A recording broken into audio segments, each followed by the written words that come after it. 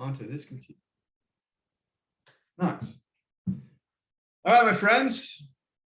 Greetings to everybody and welcome to Berber Range Preservation Association's 2022 Cabin Fever Lecture Series Light. I am BRPA's Executive Director, Todd Persche, and tonight I will lead you on a virtual tour of BRPA's Town of Greenfield Conservation Easement properties. I will be showcasing these lovely landscapes, sharing some volunteer land management opportunities that are coming up, and I will be discussing an upcoming protection opportunity in the township. So that's kind of a fun thing to look forward to. I'd like to thank Dr. Barry Hartop and his wife, Mary Lindgren, for sponsoring tonight's show. And I would like to thank another one of our presidents, former President Terrence McCormick and his wife, Barbara. They are major funders for this year's show. So let's give them a round of silent applause. They're watching. And now we'll get on to the part where I introduce the speaker, which is pretty entertaining. I've never introduced myself before, so somebody said I should have taken myself out to dinner at Little Village. That would have been fun. I didn't do that. Tonight, pretty much what I'm going to do is I'm just going to kind of weave stuff in about my former career as an artist before getting to the main part of the presentation. I'll weave some anecdotes in during that, but one thing I'm not going to do tonight is go into the big details about each one of the easement deals and how it was done with the families. I'm pretty much going to tell you about what I've seen the last 8 years as the one who monitors all the properties. And I will talk a little bit about the landowners that are there right now, because that's half of these deals. And I was thinking about doing some more history in some of them, but I've only picked one property, that's the Potter Preserve, to do a little more of a deep dive in. So I'll tell you what, I'm going to work on sharing the screen. I'll get the presentation queued up here. Oh, of course, you can't see it from there. Hang on a second. Slideshow from the beginning. Here we go. Okay, so here is the beginning of our program, and I want to begin talking about the Greenfield Township easements because I mostly know the west side of the bluffs, and I refer to this part as the east side of the bluffs. There's much more David Wernicke's purview over on this side, but I have enjoyed meeting the people over there, learning the different roads. Some of the things that David was able to do when he monitored is he had his friend Mick Keinitz come out with a drone back in the early days. So quite a few of the photos I'll be working in tonight, you will see these bird's eye views, and these are some early drone photos. I'll get to this particular spot later in the program, but I just wanted to give Mick a shout out. And you will also recall that once upon a time, before the pandemic, we used to be able to get together. As an artist, I like to weave things in that are less on the scientific side, more in the, maybe poetic side, more mythology side. So my idea in the hills is I do love the biodiversity, but I just love the idea there's a sense of adventure out here. And I think you guys will all remember our 25th anniversary where we did a series of hikes at these different properties along the way. But this is one of the better maps I actually have of the entire Baraboo Range. And tonight we'll be concentrating up here in the Greenfield Township area. And here is from Sauk County GIS website. This kind of gives you an idea of Greenfield. Most people think it's pretty rural, but already you've got part of Baraboo moving in over here. They started building some homes and stuff in the Jackson property. And this bird's eye view is also kind of interesting that it shows you half of the township is ag lands. So this is part of the South Range down here, and I included in this map a little bit of Devil's Lake to orient you. We'll be starting tonight up here, which is strange to say up in the lower Narrows, but that's where we're headed. We're headed there just a little bit. Forgot this slide. This slide, I just wanted to fill you in. There's an easement layer that you can crack on the GIS website, and it shows you all the different properties that have been protected. In Greenfield Township, we have about 1,400 acres protected, but I just wanted to walk you through some of it. The brown stuff, this is BRPA easements. There's a McCormick's right there. There's quite a few in here. The green boxes, this is all state property. So you'll see it's referred to as Devil's Lake State Park, but also this right here is Potter Preserve. And as the state owns it right now, it's actually part of what they call the Berber Hills Recreation Area. And then there's a little red spot right here. This is something the university actually owns. And then down here, we have some county easements. So this also right here, I'll just point out, is one of the few places in Greenfield that Nature Conservancy owns. So it is rather typical of all the other townships that we have a lot of players working and protecting land in there. But this gives you some pretty decent idea of just how much land is already protected. And also shows you places like right here, opportunities, right over here, opportunities, perhaps down here. So these are some of the maps that we often work from. We don't get the map. Oh, you didn't get the map? We don't get to share screen. Oh, you're not getting that? No. Oh, wait a minute. Let me stop it and start it again. Thanks for telling me.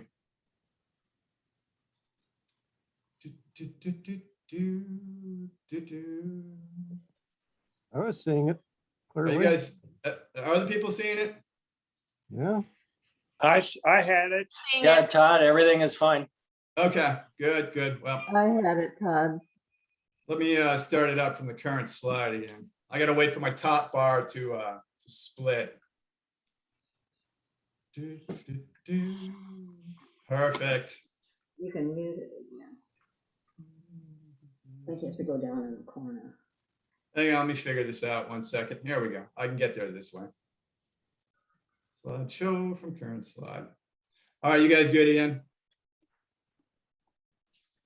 People Yep. see this? Give me a thumbs up. Yes, we can see it. I'm seeing it, Todd. I got it. Okay. All right, so if we're back, if anybody has trouble with it, just let me know. But let's just keep running like this if the majority of us have it. We will start up here in the lower narrows. I recreated a Tolkien-esque map of the area. Tonight we'll be talking about lower narrows. We'll be talking about Pine Bluff. We'll be running through Potter Preserve, Terrence and Barbara's place. They call it Wolf Tree Farm. Got an old oak forest area with 3 big easements. And my friend Pete and Pat's cabin is over here. That'll be a pretty lovely thing to talk about too. So most of you know the Sharlotte Coller easement as you're driving on Highway 33 east of town. It's pretty interesting to me how many people I actually talk to who have no idea this is a protected hilltop up here. You should also know that really the Greenfield Township portion really ends somewhere about in here. And this is Fairfield Township up there. Often I will use photos from up in the hilltop just because it's a pretty sweet place up there. It's kind of been part of BRPA's DNA for a long time. And really, it's very silent up in this hill. To climb up here and to watch the world sort of drift and disappear below you, it's really quite lovely. And Charlotte has about 330 acres protected, but not all of that, like I said, is in Greenfield. So just so you know that. The old days when we used to go out and meet a lot more on the landscape, here is how they got up to the top of the hill. That's Charlotte driving her gator. There's former naturalist at Devil's Lake State Park, Ken Lange. And here is, I think I see John Exo in there, but this is one of many trips that Charlotte has let people go up to the top of that bluff. But just so you know, the Greenfield Easements portion of it, it's more of her farmlands, open lands, and a lot of these fields and trees. And that's a pretty interesting place down there too. It's just most people like to get up to the hilltop. There's a lot to see in the other places. There's a lot of really nice oak forest there. And I'll talk a little bit about that. But when we talk about the lower narrows, mostly we're talking about Charlotte's Bluff.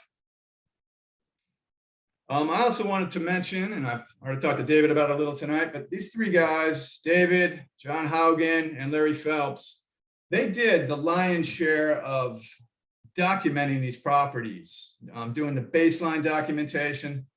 They walked the lands, they took the photographs, they took all the pictures of the different boundaries around each property. They put the GPS points down for the actual easement itself. all this stuff lives in the BRPA office, but whenever you see any of these three, just pat them on the back for the amount of work that they got done. I just really get to spend most of my time making sure that the land that they protected stays protected. But I always feel like, you need to point out these three right here. And the other fun part about the land is Sharlotte is one of those landowners that has no problem letting us all run up there. So here's the hike from that map that I had of the 25th anniversary. And, look at smiles on people's faces. It's quite fun to go out there. It's fun to be on these landscapes that you generally don't have permission to get on. We can get you that sometimes, but it's also fun to hear the stories of the different people. There's Pat, Ernest, and Pete Owen. They know a lot about the Greenfield Township. They can tip me off on things, and I don't see them on the other side of the hills, so it's cool to see them there. The other things we do, and I'm going to embarrass my daughter on this, but as a doctoral student at UW in the wildlife department, I often brought her along in monitoring trips, and we could see, not only the public part, but I would call it more the natural part. And for all of you who love to walk your dogs and just hang out at the top of Devil's Lake State Park, when they thinned those trees back, or way back in the day, they had landscapes that looked like this. These really odd sort of open, dry landscapes. We call them acid bedrock glades. But the plants that are in there are very unique plants. It's a really unusual dry habitat. And a lot of these easements in Greenfield Township protect high quality ecosystems. So this is, one of the benefits up there. And I show this picture of Maya only because, hang on, I'll get to, wait a second. Okay, stop it. There we go. The next photo, this was taken, I think, in 2006 or 2007. Back in that day, I was taking photos as an artist, and I used to sell my paintings to Fall Art Tour. Actually 20 years ago, 30 years ago, 40 years ago now, I was taking photos of all the hills, and I have pictures. I even have some pictures of the barns at Barbara and Terrence's place. So that actually is how I made money back in the day, is selling my paintings of the place. But I like to point this out because these kids that come up with us, there's my two who really enjoy the outdoors. They've gone into wildlife, Mal into soil science, but here's Savannah Stevens, and she's probably running the office right now for our representative Dave Considine. So we have not that many members, but the ones we do have, they're quality people. I like to point that out. Savannah would appreciate that. I'm going to show you, this is what we used to call GIS maps back in the day, back in the 70s and 80s, and this is how we learned about the land. But here's the boundary of Greenfield Township, and up above is Fairfield. So there is really, most of those photos come from that hillside right there. There's Pete Owens' place there. Across the way, everybody knows about the little quarry there. It's now a DNR site you can hike at. But when I talked to Charlotte about this particular quarry, she can tell you any number of stories of how they fought to shut this thing down, and how when they blew the dynamite in there and knocked the rocks up in the air, that once in a while it would land on people's barns or houses or stuff like that. So I don't know if these are tall tales. They might be by this point, but it's just fun to learn that kind of history. So we're going to leave Charlotte's place, and we're going to come up, what I like to say, up over the hill, but this is the quiet side of this really large landscape here. This is a Holloway easement. Keep doing that. Sorry about that. Here we go. So they have what I would call sort of a working forest. And indeed, they just had a MFL logging on this particular patch right here. That's one thing that I'd like to point out to people, that BRPA's easements still allow you to do managed forest law contracts. We make sure you get a forester that's DNR certified. We try to bring in the best loggers to help you out. Really only try to log in the winter if we can make it happen. But still, these forests during the the 20 to 30 years that they're not logged, they look really lovely. And the reason they look lovely, is my wife Beth standing next to a very large tree, and there's some scattered age classes in here. They're not all the same age. On the back of that property is sitting on the tree line is probably one of the more Taj Mahal-esque deer stands I have ever seen. Never seen one with safety rails and the rest of it, so that's kind of entertaining. But to the left of that big open field, that is the field that the family planted back in the prairie. And it's just, this view here is a really sweet view, and right down there, some more of the woods, and back behind that, that's Toni Ankenbrandt's Pine Bluff. So already we're kind of connected up with some of our other easement properties.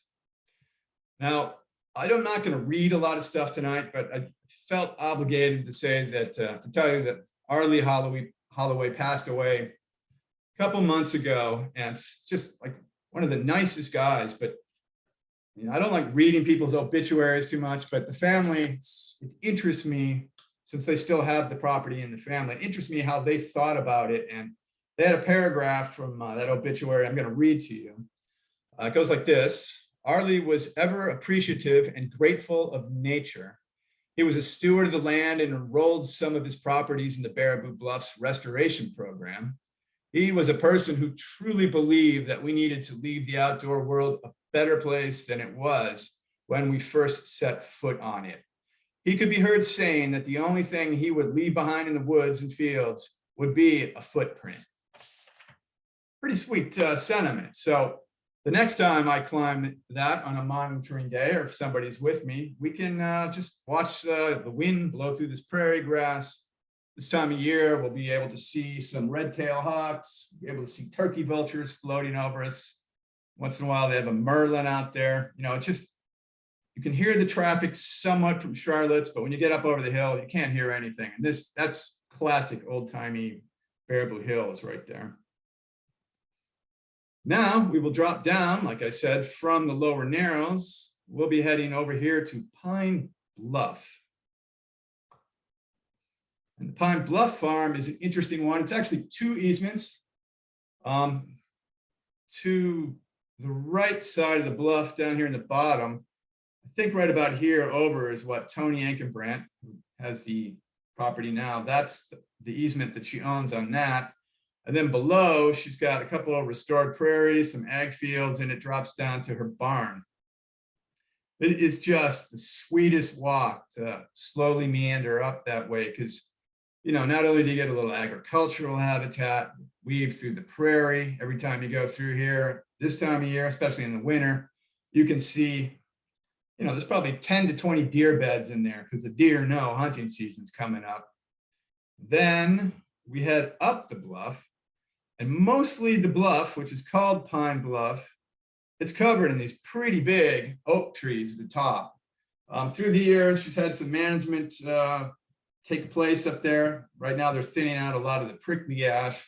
It's sort of a never-ending battle for her to keep it on the more open side. So we would refer to this as an oak woodland. But, you know, sort of an unusual property, pretty sandy hill up there. When I go up there in the fall, it's covered in turkeys. Turkeys often in the trees, deer all over the place. It's one of the few places you can still find blueberries around here. Just really sweet. And then to the right is what the bluff gets its name from. You got these great sandstone outcrops, and mostly on the south and west side, you got all these really old pines coming up, mostly the red pines. Technically, it's known as a red pine relic forest. And it's basically the Central Sands landscape, but it's down here in Sauk County, just kind of adrift in time. So this place, if you're having a bad day, really at any of these, but particularly this one, you just come up here. Sometimes Tony will come with you and you just chill out, and it's really relaxing. One of the cool things, since I've been with BRPA, is I ran into this guy right here, Jed Mounier, who works for our DNR. But Jed, you might remember, did a cabin fever lecture for us, and he was able to learn his big passion in life is the history of fire. Mostly he did it down, I think it was the desert Southwest, might have been Arizona as I'm recalling, but he does this for the state of Wisconsin. And he and these guys came out, I think 3 times, and they were looking for what you and I would probably call the rattiest looking stumps. I would walk past this in a second, not care about it, but he knew that the fires burned up these hills. And then when they burned up the hills, they often scarred these trees. They would burn around the tree and scar it back here, and then the thing would heal over. And Judd was able to get probably 40, 50 samples from this hill from many different stumps. He was able to date this back into history of when these fires took place. And I'm pretty sure he went back about 250 to 300 years. And the cool thing about this is a few of these fires lined up with fires that he had found in trees, maybe 150 miles southwest of here. So he was able to quantify that definitely these landscapes burned. Sometimes the fires were very big. Maybe they burned all year. We weren't sure, but he's able to paint this, the sort of portrait of what the landscape looked like before the settlers got here. And I think about that every time I get up on that bluff with these guys. And the other cool thing about this bluff is Toni lets us come up here. She lets us do our Friday night hikes. She lets us do potlucks down below. She's just really one of those magnanimous landowners that actually share their land with you. She likes to do that. And, we are forever thankful for that one. Here is some photos from Friday night hike. Quite a while ago, but you can't tell. I believe that guy's name was Nate. Seemed like everybody I met that summer was named Nate that worked for the DNR, but he was showing the group some of the stuff on the western side of the bluff. And, there's a lot of our usuals here, but it's fun to have Mike Mossman along. He was telling me about I think it was a red-breasted nuthatch calling, some unusual birds. He heard a hooded warbler up there. And, there's Jane talking to us about the different plants that are up there. So our hikes are, they're entertaining, they're fun, but there's a lot of knowledge passed back and forth too that we need to remind ourselves. And then, there's knowledge passed around a bonfire in there, but here was our attempt at our first winter bonfire. I think this was the very height of the Omicron variant outbreak this past January. So it's not surprising attendance was a little low. And then as Barbara and Terrence reminded me, it was also pretty cold that day. Why would you go out in the cold? So that entertained me. But check out that view up into the bluff in the winter. If you read our last newsletter, Dave Olson, our secretary, had a really awesome little blurb about getting up to the top of that. Again, as quiet as this is in the spring, summer, and fall, the winter, it's even better. And out here, every once in a while, you can see the not only the bald eagles, but the golden eagles light up in some of these trees. So let us move down to tonight's deep dive, a little history in BRPA, but it's the Big Potter Preserve. And this really is an unusual place. There's Amy Workman, her husband, Jared. Amy's on our board, but they're standing at the entrance to what used to be it was known as the Potter Farm or the Potter Estate or Howard I. Potter's place. But actually what you're looking at was in the 1850s, 60s, and 70s, somewhere in there, one of the Ringlings bought this place and built a really nice house back there. So this thing got to a guy named Howard Potter. I will not, give you all the main details of it, but he was third generation from Berber. He was a World War I vet. He worked as an insurance salesman after he was done with the war. So he had some money, and his best friend was a Ringling who actually owned this, and he died in a car accident. And his widow offered this to Howard to pay for, and Howard had it for, I think, 30, 40 years after that. So that's how it's come to be known as Potter Preserve. But today, if somebody walked through there, I don't think they would have any clue as to what was going on. There is this great stone, and it's pointing back towards the hill, and it's covered in bramble, and a tree fell over it. And you really got to work to figure out that thing's back there. But it kind of talks about Howard I. Potter, who he worked, I can't remember if he did some inventing or something else, but I do remember he was involved in the university. I do remember he was involved in their university foundation, the fundraising wing. So when he died, he bequeathed all his acreage, it's almost 300 plus acres, almost 400, to the university. And he had a pretty, early deed restriction on the thing back in the day. And I'm looking at the date, 1968, and he already had this. He didn't want really much happening to it other than some scientific study, and he wanted the land just to be left, as it says down here, if you can read it, for the value of the natural heritage. To my right, there's Carol Fleschauer, another one of our former presidents. She went on a monitoring hike with me, and she is looking into what used to be the root cellar. This is about the only thing that's left out of this place. And I thought it'd be a disservice if I didn't share a few photos of what used to be there. So that root cellar would have been up on the hill here. Check out the big chateau-y building. This is what Potter bought. And the article I read about him, I think Doc Duell wrote this down. Somebody shared with me quite a while ago, but he built this little swimming pool in here, and he was pleased to be able to do backflips into his 70s off this swimming pool diving board. Now, I have all these photos. There's a binder in the office that some of our founders, Ruth and Norb Schmidt, put together.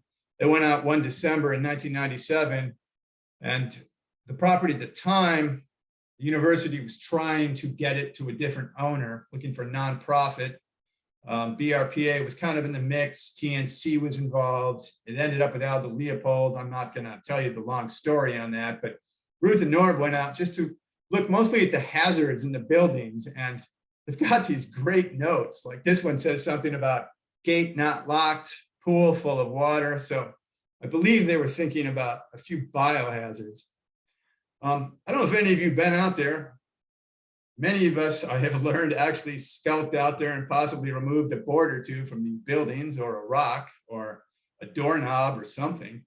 There were many years, like around 2000, Aldo Leopold Foundation had it. They actually had their interns sleeping in some of these buildings. They had a lot of old equipment in there. They kept like old wood for their Legacy Center project.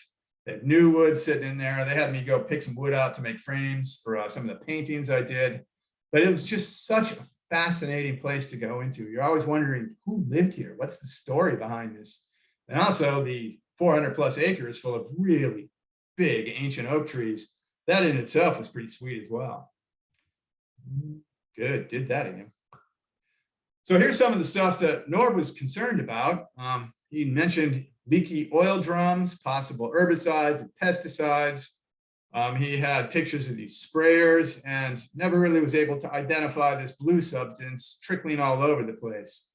As a young land trust looking into possibly picking up our first easement, these are some rather large red flags for him, as you could imagine.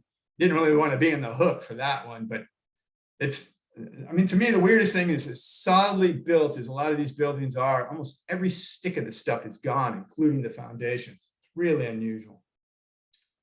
So we will fast forward to today. Here's the lovely Boulder Creek.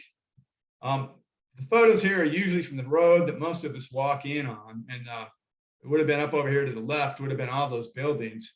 About the only thing you can find, aside from that root cellar, which is now actually a bat preserve. There's a DNR built a metal sort of door over there that the bats can fly in and out of, but they have still a few of their old apple trees up in the orchard just on top of that. But it is like one of those places that time has just sort of forgot humanity, and it has drifted back into some wild stuff. And that's, for me, that's the thing about this property, that is just awesome. And every time we have a hike here, it is pretty well attended. I see Mark and Janelle Ballery there. I should have mentioned that Mark was one of the students from the university that actually did some studies. I think his were were they botanical studies? I believe they were in the hills. Mike Mossman did a bird study on, I think it was Acadian flycatchers. One of our friends back in the day in Berber, Dr. Brad Schnee, before he became a doctor, he actually did something on, I believe it was the hog peanut plant. So every time I talk about this place, even the land trust conferences, you run into somebody that knows this particular property. And it interests me because few people in the area here know about it. So the last person I'll tell you about, I was at one land trust conference and I ran into a woman probably about 15 years younger than me. And she was descended from Howard Potter and remembered playing at this place as a kid. I think she said she remembered coming here up until the age of about, I think she was 10 years old or something like that. So they still spent nights in these buildings, and she remembered they were a little spare at that time as well. So all that great stuff at the Potter Preserve takes place really down here, and most of the rest of it goes this way. We're back to Mick's photograph, and there was, by the Leopold Foundation in 2002, a pretty big management plan written up from this place. Replanting this land here into forest was on their agenda. It was a really big mix of mostly white pine, red oak, and white oak in that field. But one of my favorite parts about it is obviously you can look over to the quarry, you can look over to the lower narrows, Charlotte's Bluff, we can look over here. But what you can also do is you can walk deeper into that property, and there's some oddities at this place I've still not been able to figure out. Like up at the top, why are these spruce trees sitting up there? And you just, we walked this once about 4 years ago with one of the DNR foresters, Nick Morehouse, and he's coming up. And he was telling us, technically, according to all his training and schooling, that these forests should not exist here. He's figuring at one time, all these trees probably germinated maybe 250 years ago into some sort of dry environment that really should be full of big maple trees and the rest of it. So there's a picture of Nick here. That's not a pipe. He's looking down this thing, looking across at various trees, measuring the distance at his pretty much his shoulder height back and forth. And this is how he measures how much mass of trees is in the forest. One of the drags about this place, though, is that now it is owned by the DNR. They call it the Berber Hills Recreation Area. And just this summer, I found one of my first violations out there. You can kind of make this out. It's not terrible yet, but some clown is riding their ATV up and down over the wild trails. So I won't give you the name of the clown. I know where the farm was, where they came from, and I talked to the state superintendent for a state park, Jim Carter, and he said he would send some people over there, and we've heard nothing from him or anybody on the trails. So hopefully that took care of it. But if you're ever in there and you see these kind of trails, let me know, because this is going through a pretty nice fern bed, this one right here, and it's pretty irritating when that happens. Now we'll flip up into the air right here, and we will head over. You can see Tower Road in the distance. While we're looking out there, let me zing down to the chat. Oh yeah, you guys might as well just read the chat. I'll get to that later. It's fun to see you chiming in on that. But looking over this way, we're going to head over to the McCormick's place. And really what we're doing is we're getting kind of out of the ag area. And we're getting more into the deeper bluffs.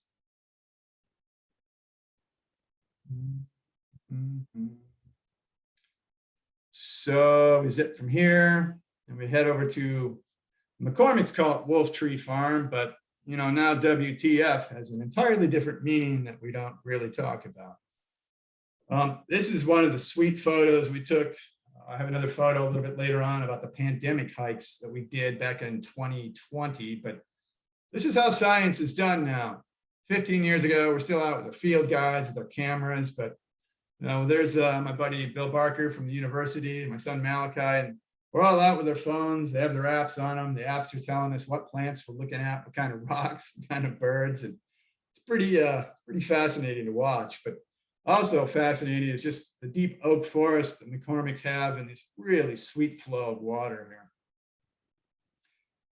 And here are tonight's major funders, but more importantly, these are just dear friends of our program. And not only do I enjoy their forest, but I also enjoy a little of their sardonic wit once in a while. And Barbara always entertains me with this stuff. And Terrence is usually saying something under his breath that I've always enjoyed hearing when I was working with him when he was president. Here's what that pandemic hike looked like. I really don't want to be taking any more photos of all of this standing 20 feet away from each other. I seriously hope this thing is over, but still, these were some of the brave folks that let me bring some people out. And if you know anything about Dr. Barker, that's about as close as he got to humanity that entire year. That's his wife, Susan Paskowitz. I should say Dr. Susan Paskowitz. She's also given a cabin fever talk She studies a lot of tick-borne illnesses, and she's probably our leading authority on all things tick in the state. So, before the world started turning really crazy, that Lyme disease was something we were worried about, and it's always fun to visit with them. And when you walk McCormick's place, there is always a dog. I don't think I have a photo anywhere where I don't have a couple of animals running in front or running in back, because Barbara brought them with us. But this really is one of my favorite shots right here. My buddy Mike Mossman always accused Terrence of I of being from Illinois, not really understanding the outdoors. And we used to tell him that we knew where all the bodies were buried. So it's kind of a funny joke, but these dogs are always digging stuff up there. That's, for those of you who want to know, that's a deer vertebrae, nothing else. Very harmless. And there is my force of nature, my dear friend Barbara. She's a little north of 70 right now, I'll put that kindly, but she can hike all the 120, 180 acres, whatever they have, I forget. And it's still a joy to wander around and hear her tell us some tales of them. Here is Mike Mossman. He joined me, I think we went out at the end of November, early December this year. And, Barbara was telling us a bunch of stuff, giving us the history of the place. And whenever I bring people with me, that's what I love about her and Terrence is, they share very readily with people. One thing, I will take a pause on the McCormick kindness to point out, their forest is not unique. You've all seen this all over the Barber Bluffs right now. That is what ash trees look like when emerald ash borer, this little creature right here, has really pretty much saturated all of our woods. I don't really know of any forest anymore in the bluffs, I'm sorry to say, where all the ash trees are looking great. I still run across a 40 once in a while that might have only half of them dead. Probably the other half are on the way out, whereas maybe 5 years ago, I never saw anything like this. So just this year, starting somewhere about end of October to November, I and many other people noticed this happening all over the place. So about all this is good for, as Terrence says, is it makes the woodpeckers that knock off the bark, make some lovely wood chips for your paths, but it's really just a drag to watch these trees go. A lot of birds love to nest in these things. If you think about it, in our younger forests, sometimes they're 1 out of every 4 trees, and we have really got to talk long and hard about how to manage this coming up. I'm all for woodpecker habitat, but we get these dry years and we got a lot of dead trees and a lot of deadfall. That could be an issue. So I do know a lot of foresters have their eye out on this, and they're removing a lot of these ash trees from the forest now if they can. There's still some valuable wood. Mostly the insects just destroy the outer tissues of the tree, but that wood goes punky pretty fast. And speaking of logging, the McCormicks, they have their MFL plans. They've done some loggings over the year. This is the way we would prefer to see it done. Love to see it done in the heart of the winter with the ground frozen.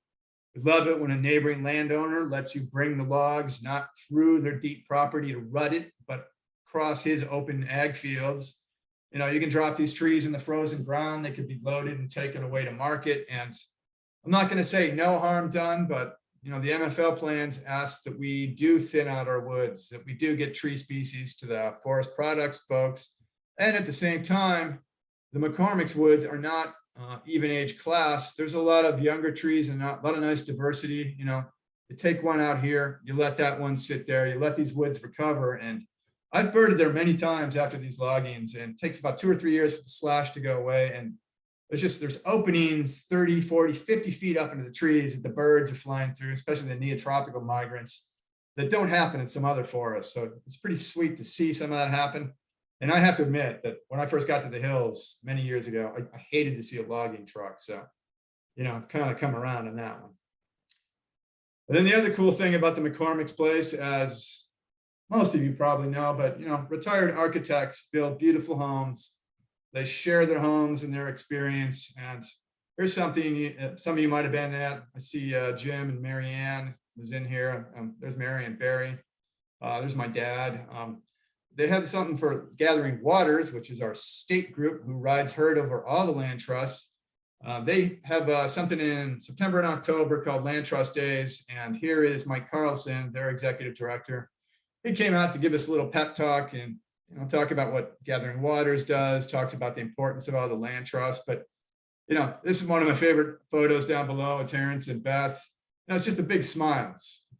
Love going over to that place. And when I first started as a director, that's where all the annual meetings were held.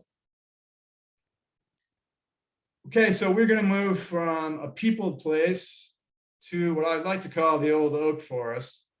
It's just, well, I'll show it to you. On the map, we were at Potter Preserve. We got over to the McCormicks up in this area here. Then you get on Tower Road, and we're going to be talking about a bunch of easements in here. And, David Warnicki, if you're still listening, I mean, this was one of his biggest coups, is to protect land all the way around what was starting out as a subdivision out there. And I'm pretty sure if David and some others and the DNR bought some land, if they had not protected this land, we might have seen rings of these roads farther out, a lot more houses out there. And when I show you these pictures, you're going to be glad they did what they did. The picture really doesn't do justice to the fact that these are pretty enormous red oak trees. This is on the Belter Easement, and the Belter Easement, I'll get to the little specifics on that in a second, but they have some of, by far, the biggest oak trees I've ever seen. Hardly any invasives other than a little patch of garlic mustard when you come in there. And this is kind of, I don't know what climax forest looks like, but I'm assuming when it looks like this with a few scattered maples underneath, and it hardly changes from year to year, that, this is kind of what you love to see. The weird thing about it is when you come off a Tower Road, you got to go through all this open field that Connie owns. It was her husband, Dwayne, was alive at the time, and it was pretty much his wish to protect those big oak trees. I was talking about opportunities to get rid of some invasive species. Our land protection committee are looking into some of those opportunities, but there are a load of invasives growing in on this open fields here. So that's something we might want to jump on. When you get to the end of it, Connie, who's still the owner, she's got a guy who pretty much manages the place. He mows a path between the forest and the old field. It's got a little plot he feeds his deer in. I'm never going to get a shot like Robert Raleigh. It's the best I could come up with, but I did have one fun monitoring it where this little thing, for some reason, followed me the entire time until I dumped right through here into the forest. And that is when the world changes, when you get back there. It's most of the deep forest between this, the Koch and the Zuch easement property.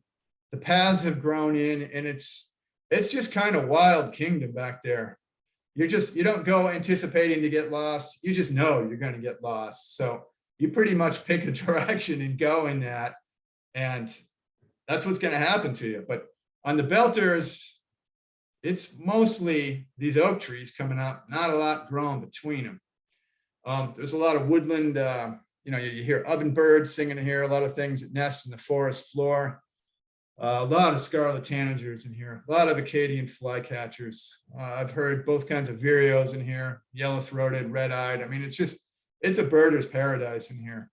And I generally don't bring too many people in here. I don't really like to disturb the landscape. I'll bring people in the fall. Now, just north of Connie's is the Cook family's easement. That's 80 acres. And to kind of give you a sense of the difference of the two, this is the Cook's too, but more of the land looks like young forest growing up after a logging. There's some bigger trees in there. There's some mix of species, more maple type things. He's got a few wetland areas in there, but again, that in and of itself is just a sweet spot. And then the Zuch family, they have easements on both sides of this, just kind of orienting on that. One of the cool things about all the properties back there is you have these really unusual birds. We call them interior forest birds, but they love openings. So on one of the properties, there was a popple clear cut of, I think, like half an acre or an acre or something like that. And I learned pretty fast that these birds, the hooded warbler and the mourning warbler, their nests are somewhere down in here while they're singing up out over there. And I know them by their call. Get a little, cheerily, cheerily, cheerily with the mourning warbler, or to meet you with the hooded warbler. But for somebody who wakes up late in the day, to get here by 5:30 in the morning, to crawl all the way back there, then to hear the birds, that alone is an effort for me. And then when I know they're there, but it takes me 45 minutes to get a 5-second look at one of the birds, that's the treat of the place. And those are the sort of poetry things that are being protected, few people know about, but now you know about it. And you know about it because these two guys who are both passed away, that's Rockne Cook on the left, Bill Zuch on the right. Rockne just passed away a couple months ago. I've talked to his son since. They're going to manage the land exactly the way their dad did, but they're a little more urban types. You couldn't meet two different personalities. Rockne I enjoyed talking to, but he had kind of a dry sense of humor. He was a pretty quiet guy. And Bill over here, he just loved having you out. I'm not sure they had much of paths through their property. He loved hunting. He was a Vietnam vet. Sometimes he told me some things about the war, but mostly we stood in his shed with his motor cars and stuff. That was kind of his hobby. But because of these two guys, there is so much biodiversity out there. And it's really cool that, David was able to meet them and pull off those easements. And, you look at those two guys and this is what they're responsible for. It's just, sometimes you see something like that, there's your white oak, there's your red oak, there's fern beds, sunlight's coming through. And I don't even like to even tell people this land is out there because it is so full of really sweet examples of older native plant communities without invasives. So you look for a path or a deer path to walk on and you hope you're not dropping seeds in there. And some of the other features they have, there's some unusual undulations. It was glaciated over there. So it's kind of salamander habitat. They'll be opening up again pretty soon when the vernal pools. They've got quite a few areas where maybe there's 10 feet to 20 feet hills all around where the water slides into for the 2 weeks that the salamanders come out and breed. But, there's some great sounds back there. And I'm sure the frogs and the rest of it, I'm sure it is just alive at night with some excellent sound. And then there's a couple ponds back there, you wood ducks are back there because it's pretty quiet. It's really one of our best easements. And then, as I did mention, when you do get lost, you're going to find the Zuch family. This is kind of what their landmarks look like.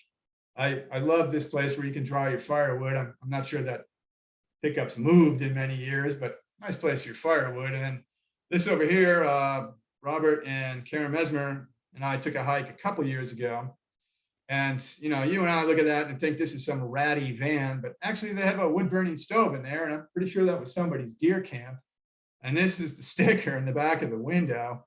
And, where I see a rotten van, obviously these guys see something much more positive and happy. So that's a fun sticker. And then the path on that, you just walk over to Rockne's buildings and walk back in the road to your car and pretend that that's the way you were going to do it all along. And so let us move over to Pete and Pat's cabin. And they are starting to head back out towards ag land. And I'm sure many of you know Pete and Pat. 2020, this is as close as they got to the public. I think that was a telephoto lens. I'm not even sure they were vaccinated at that point. We wouldn't even talk to each other. We'd have to turn our heads and shout in different ways. Germs traveled up there, but these two, every time I go to their place, it's really fun. They really crack me up. I usually have a husky to walk around, but you can see there's a strip of woods, this really nice oak forest. There's some quartzite in here. They have artesian spring that just rips over the side of that. It's weird. You can find water thrush in there almost always, even though there's not that much of the creek. And then there's your view way out to the Berber River watershed. It's pretty sweet.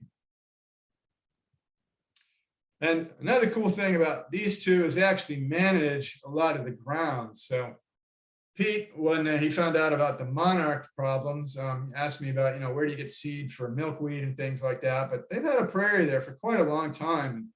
Every time I walk past in the summer, if it's in full bloom, you're always seeing cool stuff, dragonflies, different local native insects.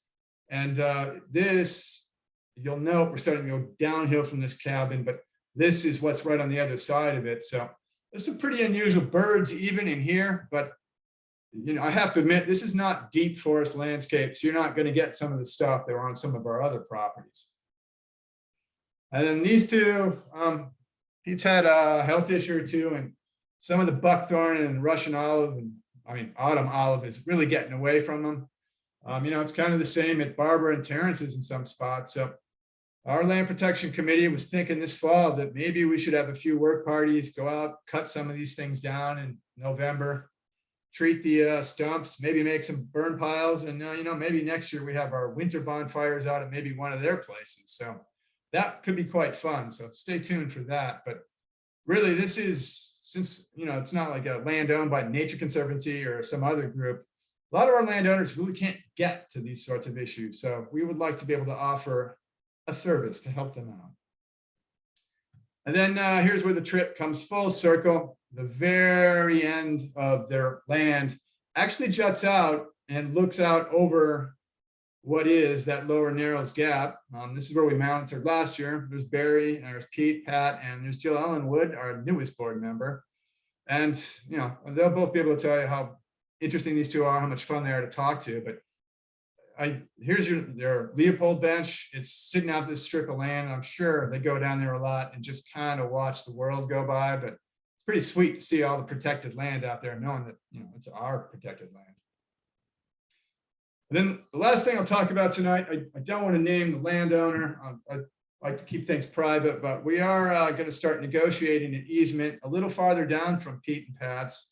It's 130 acres, and it looks probably maybe not as rocky as this, but the terrain very similar.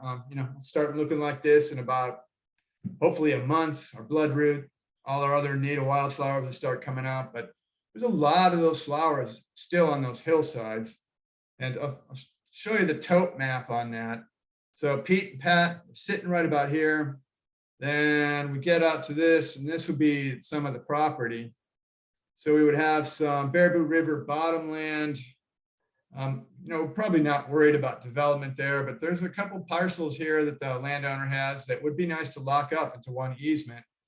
And then he also owns all the way up into the bluffs along that line there. So you'll note these roads, there are a bunch of between 2 and 5 acre parcels already grandfathered in that are buildable lots in this area. What we would love to do is what David was able to do 15 years ago at the top of the hill, is sort of lock in some of that development and contain some of that. So that's old school BRPA stuff in the beginning, but we're really hoping that we can make this work. Hopefully by the end of the year, we can tell you a lot more on that, but I wanted to share that with you folks tonight. For the last 3 years, we've been raising money for our fund for the future, and we've been really talking about protecting more land. I think we now are a strong enough organization that can do some of that while still offering all of our other things that we offer. But recall the fund for the future was part of our drive for our 25th anniversary, and probably sitting about out there is some of the land that money is going to be used for, as we stand up on Charlotte's Bluff here. So my friends, that is the conclusion for tonight's program, and I'm going to stop the screen share and we can turn it over to the question part of the program. Excellent. Hey, let's give it up for the presenter. Nice, man. Appreciate it. Terrence, where are those cookies? Don't you miss that from the old days? I do. Let me check this chat. Todd, I don't think there is anything in the chat just now. They were mostly comments. Okay. Well, actually, I see this one about, although DNR currently owns the Potter Preserve, as David says, he's right. BRPA still holds the easement on that. So just so you know, I do talk to the superintendent of the state park about the place, but he's not the one that manages the land. They have a different crew that does that. So we're generally in contact every couple of years about just what exactly is going on over there. Nick Morehouse, the forester I showed you a picture of, his office is right across the hall from ours in the Civic Center. Nick is really cool about communicating what they're doing there. So they were interested in a 40 acres that the DNR owns next to Potter Preserve. They did a pretty sizable logging in there, and then they came in and did just a selective harvest on one of the 40s in the Potter Preserve. And, you know, it was prescribed in this lengthy management plan that Aldo Leopold wrote up. I don't think the Leopold group, when they had it done in 2002, I don't think they got more than 10% of that plan implemented, but they left a blueprint for these DNR folks to work from. So that was pretty sweet. And, you know, anybody can unmute and ask a question if you want.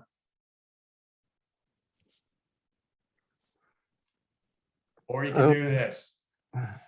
Yeah, Robert. Todd, one of the times that Karen and I went up into the Potter Preserve, it looked like a lot of the oaks and the planting were hit really hard by deer browse. And Oh, yeah. I was wondering if any of those have escaped the browsing pressure or. Yeah, that's, you're hearing me hesitating, so I can answer this politically well, but you know, the thought was, Robert, that the deer would hit probably 3/4 of those plantations and kill off the oaks. And they hid those trees in the white pines. And really, I only know this because I helped TNC for one summer do some of this work. And I think they were shocked, like the rest of us, that even though the deer browsed them, 15 years later, almost every one of those trees has made it up. So knowing what you know and other people know about oak wilt disease, you really don't want your red oak trees planted that close to each other. So at some point, somebody should really go in there and maybe just start, you know, cutting 30 or 40 feet apart from different groves of the red oak. So just in case oak wilt does break out, you don't lose an entire oak plantation, you know. And then on some of the other properties, they would cut all the white pines down, just let the oaks grow to the light. So you're right, the deer browse is heavy, but it's even weirder going through and seeing a white oak every 4 to 6 feet that's 15 feet tall. Yeah. Anybody else?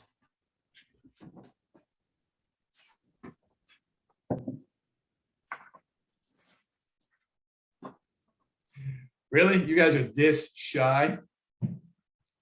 I can see you all. I'll start calling on names, baby. Todd, can you hear me? Rick Livingston. What? Who's that?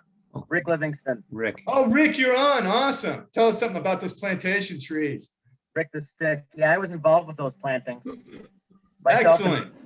Myself and Swenson, we laid out the tree planting plans for that back in the 90s and put them in with, I think we used some herbicides up there when we did it, but we planted solid plantings of oak, planted oak pine inter-row planting with just kind of like the idea you're talking about with the idea of oak wilt prevention down the road, and also as the pine to help train the oak. And it's not uncommon to see them browse back year after year after year by deer. But it only takes one season or a couple seasons when some of those trees can avoid the deer that they'll bolt. And all of a sudden, kind of like you observed, nothing's happening. Then all of a sudden, there's oak. And they get above the deer and take off. And another part of those fields up there, we direct seeded. We planted acorns. Okay. And some of those areas, Steve Swenson and I planted, and they're successful. They're small patches. It was an experiment, but that's also working. Yeah, that's cool. So Rick, I got to ask you, for people who don't know, that's Rick Livingston, who's one of our favorite foresters in the area. So how would people play that, say, 5 to 10 years from now? Do you let all those trees grow, or do you think maybe we should thin half of these out, or what? Let them grow. I mean, if you see how trees grow naturally in the woods, they're tight together for many, many years. And it's kind of survival of the fittest. The best ones come through. In a plantation setting, it's much more artificial and probably less density of trees per acre as opposed to natural trees per acre. But no, I think the best thing to do is just let it continue to grow. There's probably going to be volunteer trees that come in amongst, maple, ash, elm, which are just add to the diversity and the structure of the future forest. Okay. So Rick, can I ask you another question? Since you are on the hills and around the hills all the time, can you tell us a little bit more about what you're seeing with the emerald ash borer? Well, you hit the nail on the head. It's all over. I mean, and I started to type something in, but I'm not real computer literate here on how to send a message. But when you were talking about that, the one saving grace for ash, you know, I don't think ash is on a death sentence mission at this point, because ash is a prolific cedar, and the cedar has a wing on it, so it's wind disseminated. And if you go into a lot of the forest, and maybe you've noticed it too, I mean, the forest floor it's commonly has, you know, a lot of ash seedlings and saplings per acre. Whether they succumb to emerald ash borer in the future or not, a lot of them probably will. But sometimes these insect problems, disease problems, over time, over a long period of time, they assimilate, and you know, they're not as dramatic as they are when they first come onto the scene here. And so my hope would be, thank goodness that ash can seed in like it has, as prolific as it has. It'll hang in there for, you know, and outlive the impacts that ash currently has, and you know, maybe emerald ash borer enemies or predators will become, you know, will rise up and help slow down the emerald ash larva, emerald ash beetle, and the ash that have remained over these years will come through. That's my hope. Yeah, okay. Actually, that's a very positive answer from you. I'm not used to you giving me that sort of stuff. Oh, you're just listening to yourself most of the time. Yeah, that's a problem in the pandemic, man. You know, it echoes in this office. No, I'm an optimist. That's why we like you, man. I've got a question, Todd. Could you Yeah, talk yeah. a little bit about your work with BOU students? Are you, what is Berber actually actively doing, kind of working with the student population in the area? Well, we were doing a lot with BOU students up until the pandemic. We still work some outside, but it's not near what we used to do. I'll be the first one to tell you that. I don't know if Dave Olson's on the call, but he's organizing an Earth Day event coming up on the 22nd of April, where we're actually going to be at the campus. Dave, you feel comfortable in talking a little bit about that? Yeah, sure. That's what I was going to plug is we're trying to get as many people out to the campus on the Ice Age Trail that runs just north of campus. You know, clearing out invasives and getting the young people out there. And one of the issues that we always see is the conservation community it's kind of an aging community. So trying to pull as many young people into the community as possible is really what's going to continue it. So that's really my involvement with BRPA, is try to get young people involved with this too. Yeah, excellent. Also, Marianne, you should know that Dave created a Easement 101 class where he would bring students out to one of our easements, and we would kind of walk them through the process about how the whole deal is done. So that's been pretty fun. So he and we talk all the time. It's just, you know, there's a little downturn in the enrollment for students. So, you know, you do your best with the hand you're dealt, I suppose. Thanks, Dave. Anybody got any? Yeah, go ahead. There was one other question in the chat about, are there other, from Zach, I think it was asking, are there other invasive species problems of real significance in the hills besides the emerald ash borer? What would you? Well, it's probably the invasive species we worry most about are plants, you know, Right. the buckthorns. I don't really think people worry that much about garlic mustard anymore. That is a plant that seems to show up, it's around for 10 years in a spot, then quietly kind of disappears, like Rick was talking about. Something seems to have caught up to it. But I would say it's that invasive brush that's the worst part to deal with. You know, we speculate with climate change, there's so much more carbon dioxide in the air, the plants grow a lot faster, but the invasive plants, they seem to show up like Rick was talking about. There's not a lot of predators, insects, disease, whatever that arrives with them. And they seem to have like a golden 20, 30, 40-year run where they're out of balance on the landscape. They can take over a ton of stuff. And even things like buckthorn, not only does it outcompete other plants, it greens up earlier, it loses its leaves later. It actually changes the component of the soil, so other buckthorn plants can grow underneath it.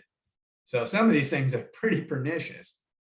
So thanks for asking about that, Zach. It is a perennial problem we try to discuss, but you really should know too, that each one of the invasives has probably a better way to kill it off. 9 times out of 10, we do work parties in the fall because a lot of these plants, they're sending their sap back down to the roots for the fall. And we will send just a little touch of herbicide down with them and encourage them not to grow again, if I could put that politely. Terrence, you got something there from the, you know. Just thinking the autumn olive is a pretty nasty thing to deal with. Yeah, that is. You should tell people your wife has killed thousands of those plants, but they just Yeah, keep she's- coming back. She's an autumn olive murderess. She is that, yes. It goes with the mystery book club thing, I think. Yeah, there you go. We should probably also tell Zach too, that a lot of these plants, they have these delicious berries in the fall that the birds that we love eat those berries and immediately defecate them out someplace else, because the berries are usually a diuretic or something, and they start seeding next year's crop. So that it can often be difficult to get out across that. So when I mentioned some of those forests that have a complete layer of their native plants, generally between the tree roots, the plants, and everything else, that soil is so tight with roots that other things cannot take hold. That it's the disturbance, it's the soil movement, often after big floods. That's where we have trouble. It's often after bad logging jobs, say in the summer months, that we have trouble. So there's, the stuff's not getting here by accident, but it's also, there are practices, land management practices that are pretty simple that we could do to stop a lot of the problem. And we've learned long ago that doing nothing is not really land management.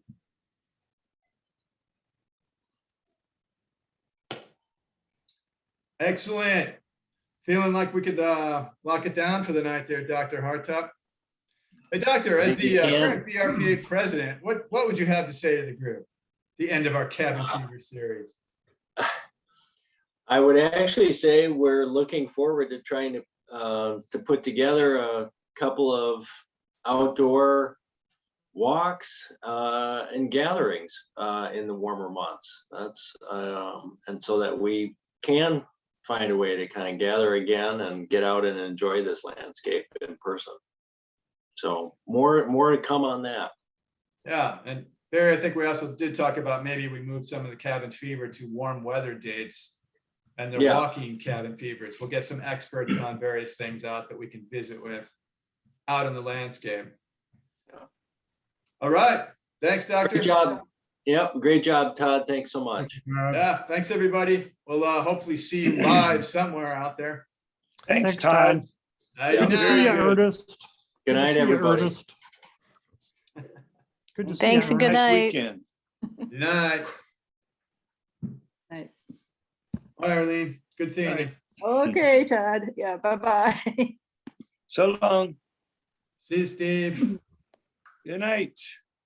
Nighty night.